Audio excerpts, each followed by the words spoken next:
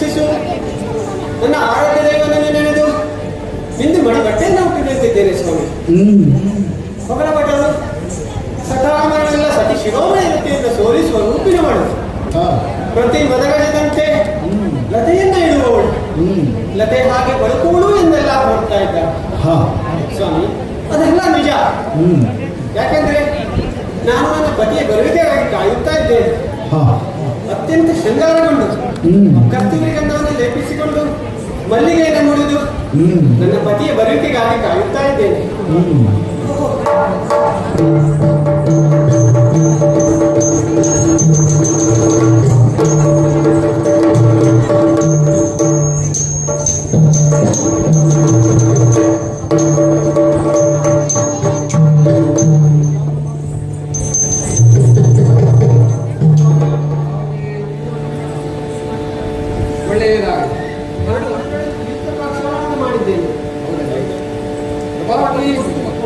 ನಿನ್ನ ಮಾತನ್ನು ಕೇಳಿದಾಗ ನನ್ನನ್ನು ಮಾತನಾಡಿ ಹೇಳಿದೆ. ನೀನು ಮತ್ತು ನಿಮ್ಮಂತ ಹೆಣ್ಮಕ್ಳು ಎಷ್ಟೊಂದು ಪುಣ್ಯವಂತರು. ಯಾಕೆ ಗೊತ್ತಾ?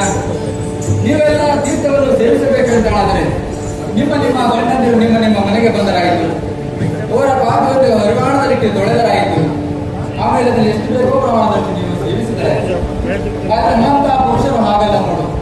ನಾವೇನಾದರೂ ತೀರ್ಥವನ್ನು ಸೇವಿಸಬೇಕಂತಾರಾದರೂ ತೀರ್ಥ ಕ್ಷೇತ್ರಗಳಿಗೆ ಹೋಗಬೇಕು. ಅಲ್ಲಿ ತೀರ್ಥಂಕರಿದ್ದಾರೆ ಇಲ್ಲವೋ ಎಂದು ವೀಕ್ಷಣೆ ಮಾಡಬೇಕು. ಆಮೇಲೆ ನಾವು ತೀರ್ಥವನ್ನು ಸ್ವೀಕರಿಸಬೇಕು. ಎಂಥ ಧರ್ಮವೇ ನೀವು. ಹೌದು ಹೌದು ಸ್ವಾಮಿ. ಆದರೂ ಎಂದು ನಿಮ್ಮನ್ನು ನೋಡ್ತಾ ಇದ್ರೆ ಅದೇನೋ ಬದಲಾವಣೆ ಕಾಣ್ತಾ ಇದೆ. ಏನು ಕಾಣ್ತಾ ಇದೆ? ಹಾಗಾದರೆ ನೀವು ಇಲ್ಲಿಗಾಗಿ ಬಂದವರಲ್ಲ, ಅದೆಲ್ಲೋ ಹೊರಟಂತೆ ಕಾಣ್ತಾ ಇದೆ. ಹಾಗೆ ಕಾಣ್ತಾ ಇದೆ. ಯಾವಲ್ಲಿಗೆ ಪಯಣ ಸ್ವಾಮಿ? ಅವರಿಗೆ ಪಯಣವೈಯ ಪ್ರಾಣಕಾಂತ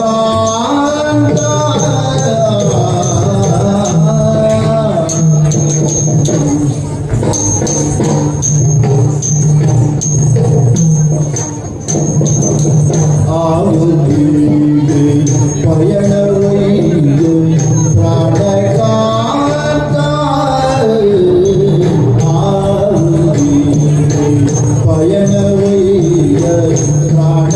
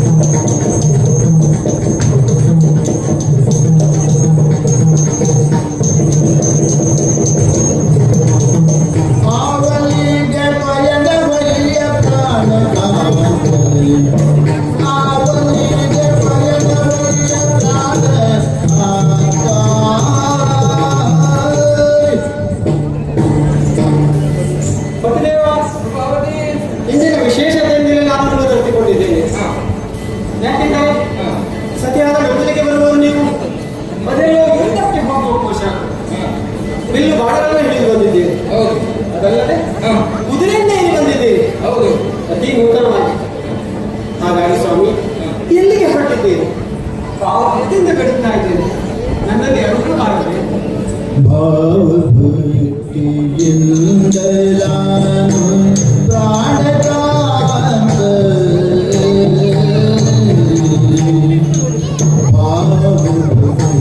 ಭಾವಭಕ್ತಿಯಿಂದಲಾನು ಪ್ರಾಣಕಾಂತ ಕೇಳಿ ನೀನು ನೀನು ಕೇಳು ಜನಗೆ ಕೇಳಿ ನೀನು ನೀನು ಕೇಳು ಜನಗೆ ಪ್ರಾಣಕಾಂತ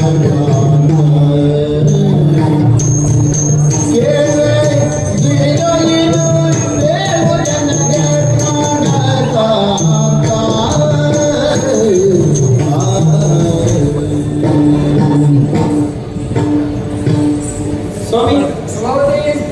ಭಾವಭಕ್ತಿಯಿಂದ ಬೇಡ್ತಾ ಇದ್ದೇನೆ. ಹ. ಅದೆಲ್ಲಿಗೆ ಹೊರಟಿದ್ದೀರಿ? ಹ. ಪತ್ನಿಯಾದ ನನ್ನಲ್ಲಿ ಹೇಳಿಕೊಳ್ಳಲು ಏಕೆ ಸಂಕೋಚ ಸ್ವಾಮಿ? ನೀವೇ ಸರ್ವಸ್ವವೆಂದು ಹ. ನಿಮ್ಮನ್ನ ನಂಬಿ ನಿಮ್ಮ ಜೊತೆಗೂಡಿ ಬಂದವಳು ನಾನು. ಹೌದು. ಹಾಗಾಗಿ ಕೇಳ್ತಾ ಇದ್ದೀನಿ ಸ್ವಾಮಿ, ಅದೆಲ್ಲಿಗೆ ಹೊರಟಿದ್ದೀರಿ? ಯಾಕೆ?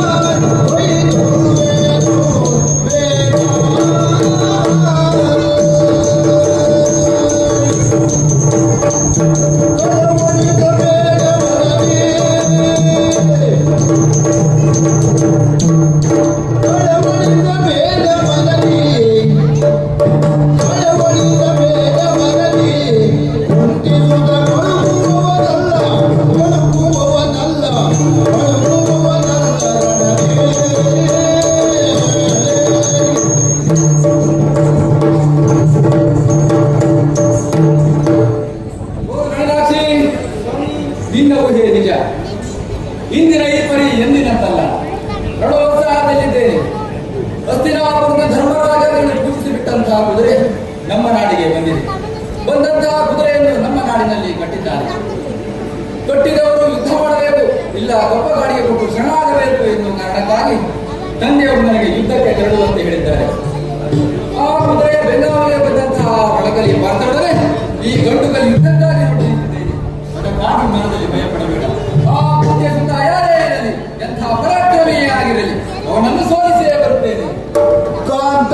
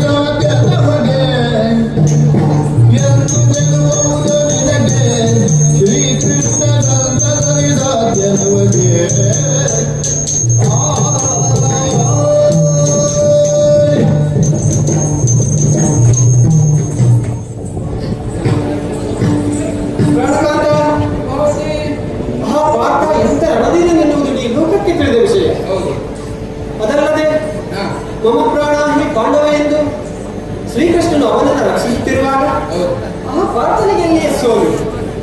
ಹಾಗಾಗಿ ಸ್ವಾಮಿ ಖಂಡಿತ ಈ ಗೆಲುವು ಸಾಧ್ಯವಿಲ್ಲ. ಹೌದೇ? ಸಡದಿ ಕೃಷ್ಣ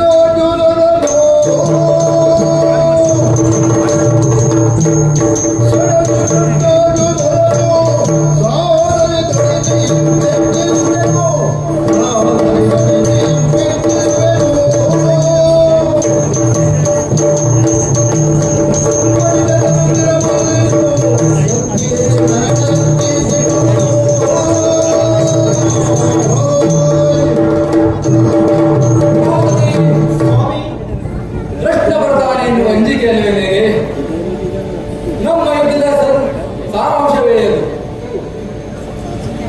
ಕೃಷ್ಣ ಬರಬೇಕಂತಕ್ಕಂತೆ ನಾವು ಯುದ್ಧವನ್ನು ಮಾಡಲಿಕ್ಕೆ ಹೊರಟಿದ್ವಿ. ಯಾಕೆಂದ್ರೆ ಪರಮಾತ್ಮನನ್ನು ಈ ಭೂಮಿಗೆ ಕರೆಸಿಕೊಳ್ಳಬೇಕಂತಾದ್ರೆ ಎರಡು ಮಾರ್ಗಗಳಿವೆ. ಒಂದು ಭಕ್ತಿಯ ಮಾರ್ಗ, ಇನ್ನೊಂದು ಶಕ್ತಿಯ ಮಾರ್ಗ.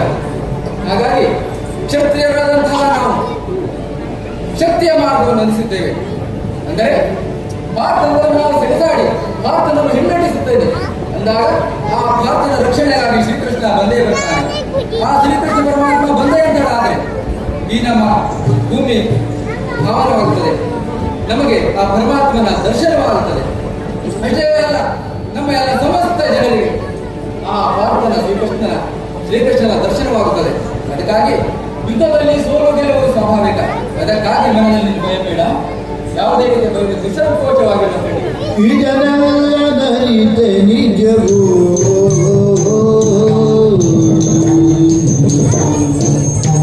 ಇದನಲ್ಲದರಿತೆ ನಿಜವೂ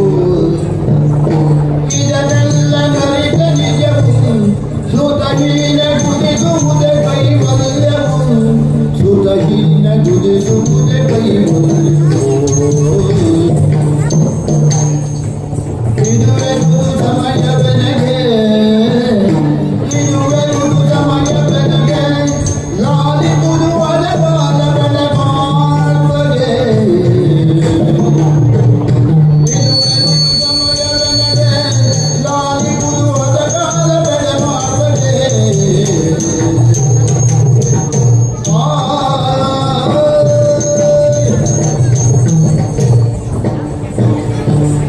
ಸ್ವಾಮಿ, ಶ್ರೀಹರಿ ಧರ್ಮದ ಕವಚ ಪಾಂಡವರ ಜೊತೆ ಇರುವಾಗ ಆ ಪ್ರಾರ್ಥನೆಗೆ ಸೋಲು. ಹಾಗಾಗಿ ಸ್ವಾಮಿ, ಇದನ್ನು ಅರ್ಥವಾದ ನಾನು ಹೇಳ್ತಾ ಇದ್ದೇನೆ, ಕೈವಲ್ಯ ಪದವಿಯನ್ನು ಪಡೆಯುವುದಾದರೆ ಪುತ್ರ ಸಂತಾನ ಮಾಡಬೇಕು. ಇಂದಿಗೆ ಋತುಸ್ನಾತೆಯಾಗಿ 6 ದಿವಸ. ಹಾಗಾಗಿ ಸ್ವಾಮಿ, ನಿಮ್ಮನ್ನು ಬೇಡಿಕೊಳ್ಳುತ್ತಾ ಇದ್ದೇನೆ, ನನ್ನ ಬಯಕೆಯನ್ನು ತೀರಿಸಿ ನನ್ನ ಜೊತೆಗೂಡಿ ಬನ್ನಿ ಸ್ವಾಮಿ. ಹೌದೇ? ನಿನ್ನೊಡನೆ ದಿನ ಕಳೆಯಲು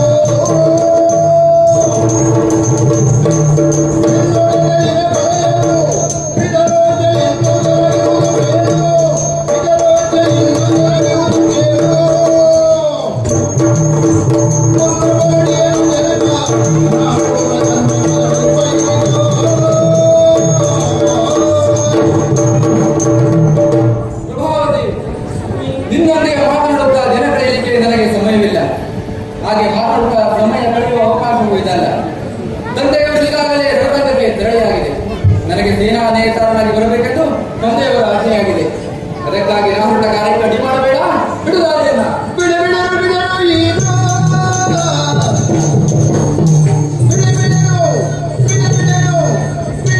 ಬಿಡಲು ಈಗ ಎನ್ನ ಕೂಡಲ ಕೂಡು ಬೇಗ ಎನ್ನ ಕೂಡಲ ಕೂಡು ಬೇಗ ನಡೆಯನ್ನು ಬಿಗಿದ ಪೂಜ ನಡೆಯನ್ನು ಬಿಗಿದ ಪೂಜ ಮಾತನ್ನು ಒಳಪಡಿಸಿದ ಪೂಜ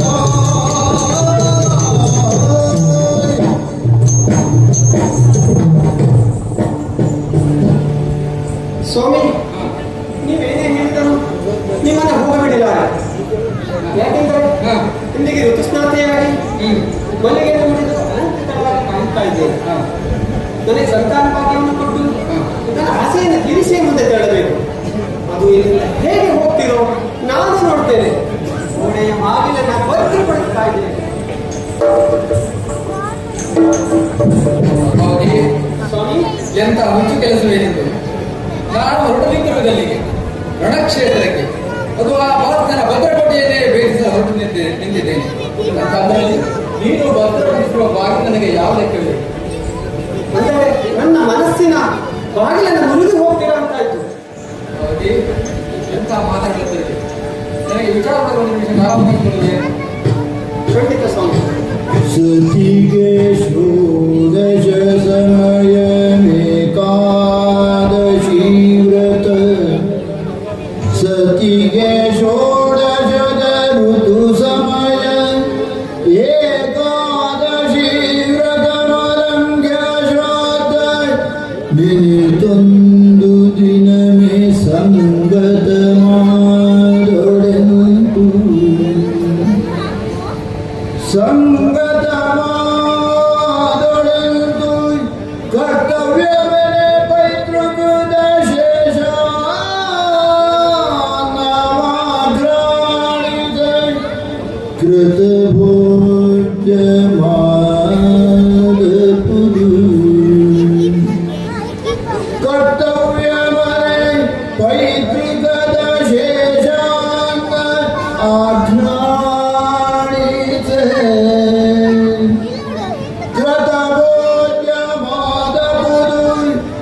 ನಡು ಇರುಗಳೆದ ವನಿತೆಯ ಒಳಗೂಡಬಹುದರಿಂದ ಧರ್ಮ ಪದ್ಧತಿಯ ಈಕ್ಷಿತ ಒಳಗಿಂದು ನೀಡುವುದು ತಾಯ್ ಮತವಲ್ಲ ಎಂದು ತಿಳಿದ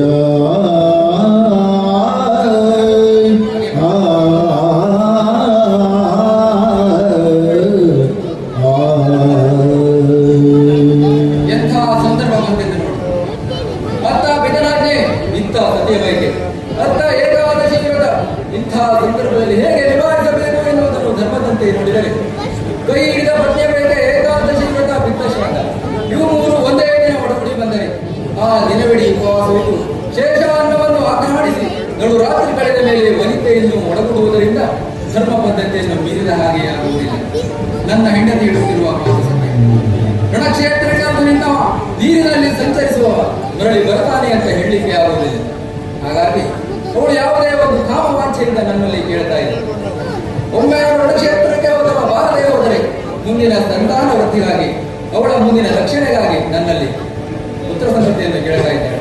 ಹಾಗಾಗಿ ಅವಳ ಮನಸ್ಸನ್ನು ನೋಯಿಸದೆ ಅವಳ ಆಸೆಯನ್ನು ಈಡೇರಿಸುತ್ತೇನೆ. ಅವಧಿ ಮಾತ್ರವಾಗಿ